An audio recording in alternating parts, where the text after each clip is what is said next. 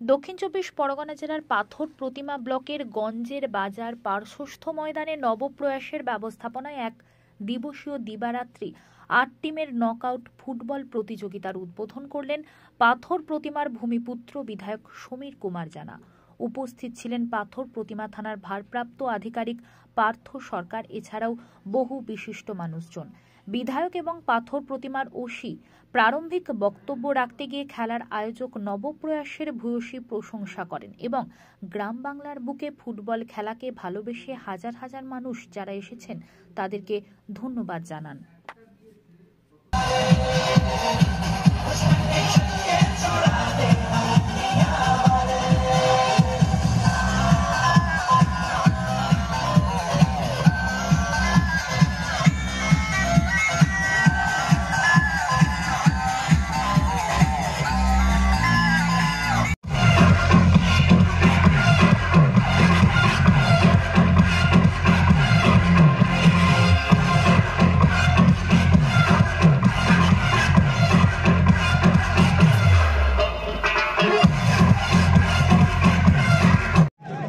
স্বাগত জানাচ্ছি আমি প্রণব রায় from IFF।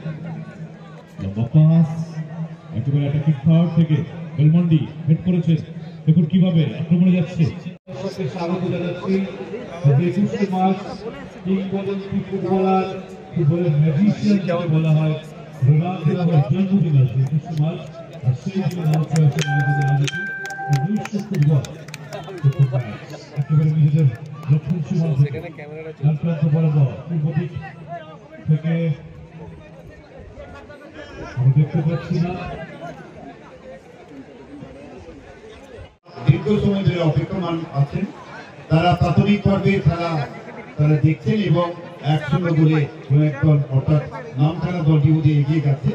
আর কয়েক মিনিটের পরে আবার দ্বিতীয় পর্বের খেলা শুরু হবে।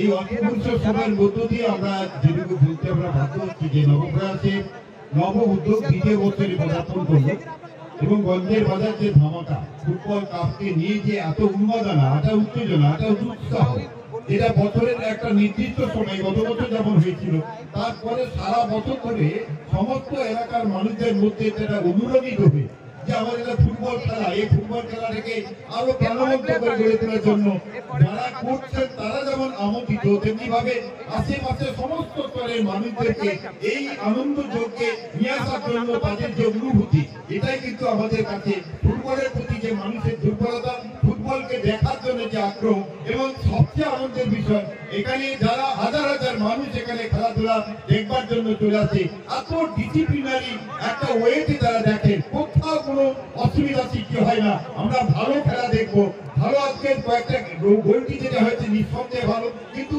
যারা গোল খেলেন তারা কিন্তু পরবর্তীকালে কাউন্টার অ্যাটাক করবার জন্য যে মাঝে মধ্যে যেটা ব্যবস্থা নিচ্ছে, এটাই ভালো। একটা কাউন্টার রিকাউন্টার হবে, এর মধ্য দিয়ে খেলাটাকে জমজমাট হবে। ফলে এদের যে আয়োজন এবং আমার যতটুকু শোনা, যে আমি যদিও ছিলাম না, একদম রামগঙ্গা থেকে হসপিটাল মোড় পর্যন্ত এই খেলাকে উপলক্ষ করে যে একটা প্রসেশন, এবং সেটাতেও দেখা গেছে যে হাজার হাজার মানুষ রাস্তায় দাঁড়িয়ে থেকে তাদেরকে শুভেচ্ছা জ্ঞাপন করেছেন। আয়োজন নিঃসন্দেহে ভালো। সবাই মিলে এই আনন্দ কলবারে আনন্দ অনুভূতিটাকে সবাই মিলে আমরা এটাকে মেনটেন করব। এটাই আগামী দিনে আরো জাগরুক থাকবে। এরপরে যুববাজার থেকে গেছে, পরবর্তীকালে আমাদের পাথরপ্রতিমা মাকা 29 তারিখে শুরু হবে। একে একে সুন্দরবনের প্রত্যন্ত এলাকায় ফুটবলকে কেন্দ্র করে নিয়ে যে উন্মাদনা তৈরি হয়েছে, ভালো এখানকার খেলোয়াড় তৈরি হোক। যারা যারা খেলোয়াড় হিসেবে বাইরে থেকে এসেছেন তাদের যে প্রতিভা এবং তাদের যে পাসিংটা নিঃসন্দেহে আমাদের নতুন ছেলেদের কাছে নতুন প্রেরণা, উৎসাহ, উদ্দীপনা তৈরি করবে।